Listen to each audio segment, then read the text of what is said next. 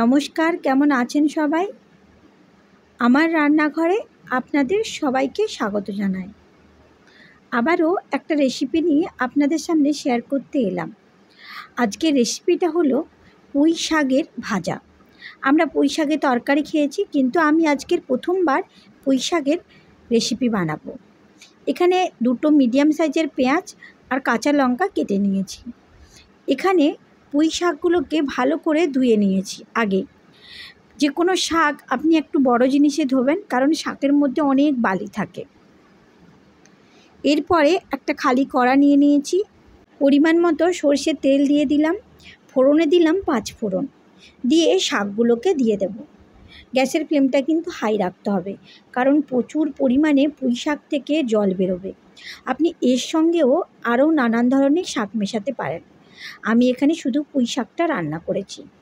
পুঁই শাকের তরকারি খেয়েছি, পুঁই শাকের ডাঁটা দিয়ে তরকারি ভালো লাগে, কিন্তু আমি এই প্রথমবার আজকের পুঁই শাকের এই ভাজাটা রান্না করব।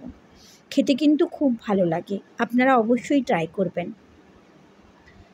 এরপর এইভাবে প্রায় 2 থেকে 3 মিনিট মতো ভালো করে নেড়ে নিতে হবে। দেখুন, দেখাই যাচ্ছে প্রচুর পরিমাণে জল বেরোচ্ছে। এরপর এখানে দেব লবণ। জলটা মরে গেলেই কিন্তু লবণটা দিতে হবে, না হলে আরও অনেক পরিমাণে জল বেরোবে। এরপর পরিমাণ মতো হলুদ দিয়ে দিলাম। এরপর কেটে রাখা কাঁচা লঙ্কা আর পেঁয়াজ কুচি দিয়ে দেবো। আমি আগে পেঁয়াজ কুচি তেলের সঙ্গে দিতে পারতাম, তবে শাকটা সেদ্ধ হতে হতে পেঁয়াজগুলো আর দেখা যাবে না, তখন আর ভালো লাগবে না। এরপর পরিমাণ মতো চিনি দিয়ে দিলাম। একটু মিষ্টি লাগবে, আর যারা চিনিটা অ্যাভয়েড করবেন তারা স্কিপ করবেন। দিয়ে এইভাবে 2 থেকে 3 মিনিট মতো ভালো করে ভেজে নিতে হবে, যতক্ষণ না শাকটা সেদ্ধ হচ্ছে। দেখুন, আমার কিন্তু এই পুঁই শাকের রেসিপিটা একদম রেডি।